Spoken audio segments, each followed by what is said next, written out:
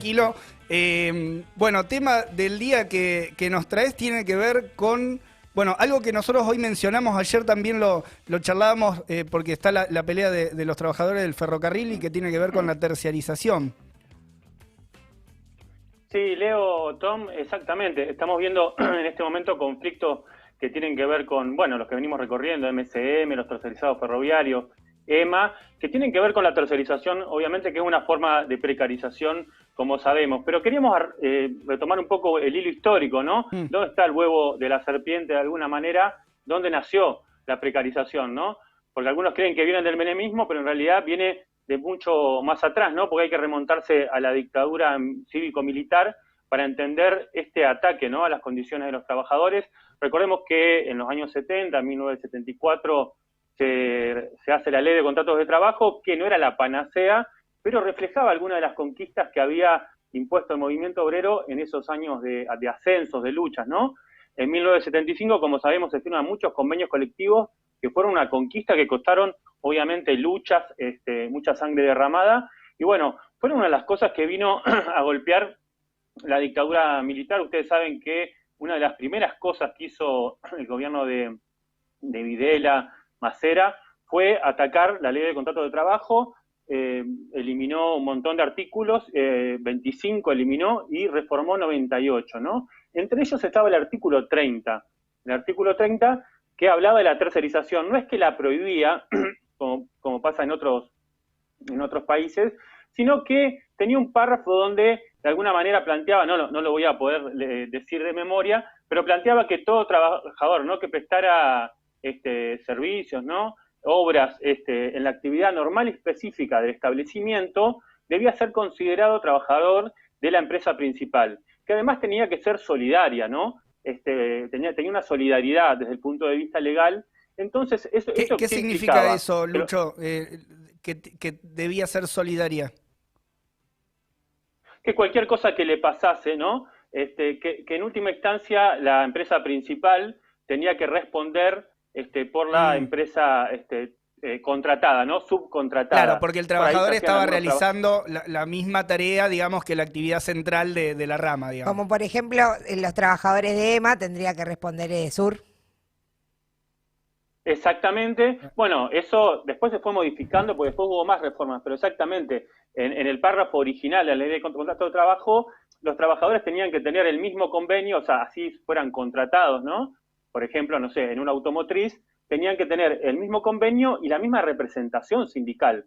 Eso además evitaba la fragmentación obrera. Bueno, ese era el párrafo original de la ley de contratos de trabajo, ¿no?, de 1974, que fue achurada, un párrafo, pero no era cualquier párrafo, era un párrafo que de alguna manera limitaba. Bueno, sin ese párrafo obviamente comenzó a ser una ventaja mucho más importante para los empresarios y se convirtió en otra de las formas de precarización. Siempre hablamos que está el trabajo no registrado, ¿no?, que está, bueno, los contratos precarios, basura, como le decimos, el monotributo, las pasantías. Pero bueno, la tercerización es una forma de precarización, o sea, de un intento de aumentar la explotación obrera y la ganancia empresaria, porque bueno, paga, como sabemos, como han explicado muchas veces acá, menores salarios, tiene menos condiciones, las empresas no responden por accidentes de trabajo y otras cosas. Yo digo, para tener una idea, por ejemplo, en la Ford, en 1975, había, más allá de que había 5.000 obreros, había un solo convenio.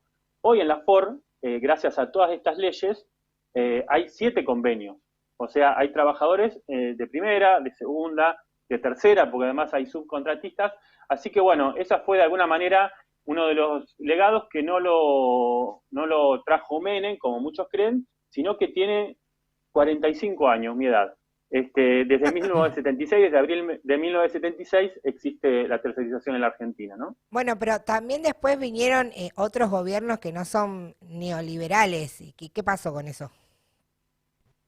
Bueno, tal cual, claro. Vinieron otros gobiernos constitucionales, ¿no?, que de alguna manera se supone que podían cambiar esas leyes, porque, bueno, tuvieron la mayoría en el Congreso, por una cuestión democrática elemental, ¿no? Leyes de la dictadura, derechos borrados por la dictadura, devolverlos, ¿no? Bueno, para nada, si bien hubo algunos que sí volvieron, incluso el único cambio que recibió, porque hubo proyectos, fue uno que le hizo Menem, donde, de hecho, favoreció más a los empresarios porque, bueno, los trabajadores tenían que demostrar la responsabilidad de la empresa y demás. Así que durante 38 años, ¿no? Que desde que terminó la dictadura, que empezaron los gobiernos constitucionales, se mantuvieron vigentes, pero además pegaron un salto, y eso era lo que queríamos charlar un poco hoy.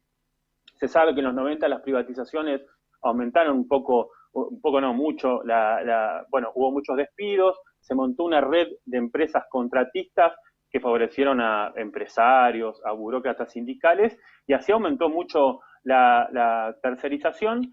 Y mirá, bueno, Leo, vos capaz lo conocés, a Sebastián Echemendi, sí. Guillermo Giannivelli, son dos sociólogos, ¿no?, del trabajo. Hicieron un libro incluso donde valoran la gestión kirchnerista, pero un libro en 2015 que se publicó, que es de Florencia Ciuti, que me lo prestó, que todavía se lo vengo prometiendo devolver, que dice que es terrible, porque tiene dato impactante. Estudiaron 259 empresas y reconocen, ¿no?, o sea, muchos años después del menemismo, que la diferencia salarial y además de derechos era brutal, ¿no? Por ejemplo, yo nombro 3 datos para no hacerla tan larga, pero la diferencia entre un efectivo y un tercerizado en las telecomunicaciones era del 62%, llegaba a ser del 62%, podía ser menos, pero llegaba a eso. En el caso de la electricidad también al 59%, en el gas al 45%, y así muchas que marcaban incluso entre los efectivos, los contratistas y los subcontratistas, una diferencia de derechos, ¿no?, y de salarios brutal que se mantuvo, por eso decía, claro, durante el gobierno kirchnerista. Desde el punto de vista del ahorro que significa en tanto masa salarial general, ¿no?, para el conjunto de las patronales. Sí, e incluso también, por ejemplo, lo que pasa mucho en los call centers, que ni siquiera te toca el convenio como telefónico, sino que te mandan a comercio, lo cual también te hacen que te paguen mucho menos. Con otro convenio por la misma actividad, claro. Seguramente, bueno, en telefónicos podés estar en Bucra, si haces instalaciones, podés estar, como dice Tom, en comercio, si trabajás en un call, bueno, te pueden tocar o podés estar fuera de convenio, ¿no? Pero, bueno, obviamente el asesinato de Mariano Ferreira fue un golpe, ¿no?, para este esquema, porque tuvieron que pasar a los tercerizados ferroviarios, también tuvieron que pasar a muchos trabajadores eléctricos, ¿no? Pero después continuó. Entonces, bueno, yo lo que quería traer, quizás, no sé si lo nuevo, pero charlar un poco cómo está ahora esa situación, ¿no? Porque, bueno, después estuvo Macri, y bueno, ahora estamos de nuevo en un gobierno, en este caso del Frente de Todos. Está lo que mostraban hace un rato de MSM, impresionante, no solo lo que cobran, sino cómo trabajan esos pibes, ¿no? Las condiciones brutales. Ellos cobran mucho menos, 45.000 pesos. El caso de EMA, que siguen trabajando a destajo como en el siglo XIX, ¿no?, que le pagan por cuántos postes o medidores colocan, por eso tienen que andar a los pedos colgándose de los cables, y lo cual lleva a muchos accidentes. Y algo que está naturalizado, y ellos te lo cuentan y uno le sorprende, pero está naturalizado, que es que saben que no les van a pagar todos los trabajos que hacen. Que la empresa lleva una cuenta y bueno, después dice, no, no me llegó. Bueno, en el caso de las telecomunicaciones, el 40% de los trabajadores, de los pibes, ¿no?, que vienen a colocarte por ahí telecentro, wifi, todo eso, están precarizados. Y 2 o 3 datos más que ayer hablaba con trabajadores, ¿no?, que son parte del movimiento de agrupaciones clasistas. A ver. Voy a hablar de 3 o 4 empresas, ¿no?, que siempre están en el candelero. Aeropuertos, ¿no?, hay Aerolíneas Argentinas. Aerolíneas Argentinas tiene 3.000 trabajadores tercerizados, que hacen control, seguridad, limpieza, vigilancia, que son los que limpiaban los aviones ahora en el medio de la pandemia, y no los vacunaron. A los tercerizados no los vacunaron. No los consideran esenciales. Además, tal cual, o sea, los consideran esenciales para hacerlos trabajar, claro, pero no para vacunarlos. En YPF Ensenada, Nacional y Popular, porque ahí además, bueno, del gobierno de Kicillof está Mario Seco, 2/3 de los trabajadores están en contratistas o tercerizadas, sea de camioneros, Bucra. Siempre aparece ahí en un quilombo con el Pata Medina, ¿no?, que se pelea siempre con se pudre. Siempre se pudre, pero porque son negociados, ¿no? Las contratistas, hay 20 empresas para contratistas ahí. El Garrahan, que hoy está en lucha, ayer hablaba con una delegada, hay 2 trabajadores de los 6.000 que hay en el Garrahan y trabajadoras que están tercerizados, que trabajan 12 horas en la cocina para ganar 50.000 pesos o que limpian durante de 6 días a la semana por 40.000 pesos. Y bueno, y así podemos recorrer no solo empresas del Estado, ¿no?, donde el Estado es patrón, sino también empresas privadas, ¿no? Lo cual lleva no solo a un golpe al bolsillo, no solo un golpe, ¿no?, a las condiciones laborales, sino a muerte, como hemos hablado acá con la mamá de Nicolás, de Matías Di Muro, trabajador de Claro, ¿no?, que murió trabajando tercerizado, o de Daniel Fernández, por ejemplo, que murió en FATE y no lo atendieron justamente porque no era tercerizado, entonces los médicos de la empresa no tenían autorización. Bueno, ese es el panorama que hoy estamos viviendo en la Argentina, ¿no?, con la tercerización, pero viene de la dictadura. ¿Cómo ves, Lucho, que puede impactar también la pandemia en este marco, ¿no? Porque está teniendo muchas repercusiones en el terreno laboral y de las condiciones de trabajo. ¿Cómo lo ves relacionado con el tema de la tercerización?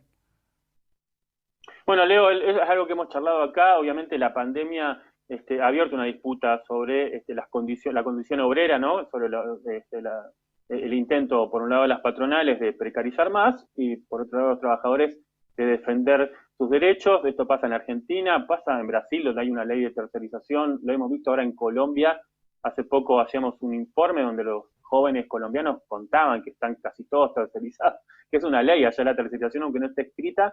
Y eso lo podemos ver en todo el mundo y lo podemos ver en la Argentina, donde evidentemente lo de MCM y EMA muestra que las patronales y el Estado, ante la crisis, intentan mantener esas condiciones de precarización y los trabajadores en algunos casos se defienden y en otros directamente quieren recuperar derechos. Es el caso, ¿no?, de MCM, que no es que están siendo atacados, sino que quieren recuperar un derecho, obviamente, que les pertenece. Así que es una disputa, por eso lo de MCM que estamos siguiendo acá en Alerta Spoiler, va a haber una acción este jueves.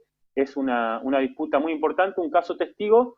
Y lo último que quería decir, yo digo, ahora se vienen las elecciones y va a ser una discusión, porque la única fuerza política que combate la precarización, no solo en el Parlamento, sino también en las calles, es el Frente de Izquierda. Y bueno, creo que va a estar bueno ver cómo se da este debate entre las distintas fuerzas políticas. Y un último chivo, martes 20 va a haber una acción unitaria que ya se acordó esta semana, donde van a confluir muchos de estos sectores en luchas tercerizados junto al sindicalismo combativo y las organizaciones piqueteras. Entre otras cosas van a levantar, ¿no?, además de la cuestión del salario, los despidos, los programas sociales, la cuestión de la tercerización. Dos convocatorias entonces para, mañana la acción de los ferroviarios y el martes 20 de julio, próxima semana, ahí en ambas convocatorias. Y Lucho, antes de